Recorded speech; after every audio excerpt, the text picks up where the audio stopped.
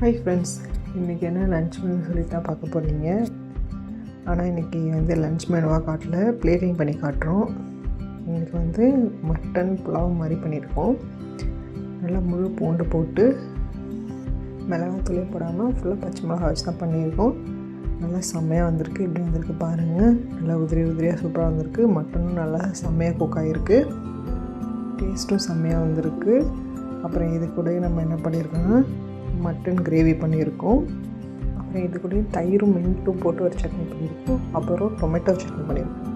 இதான் இன்றைக்கி நம்ம வீட்டில் இருந்துச்சு. உங்கள் வீட்டில் என்ன இருந்துச்சு மறக்காமல் கமெண்ட் பண்ணி சொல்லுங்கள் ஃப்ரெண்ட்ஸ். Thank you so much.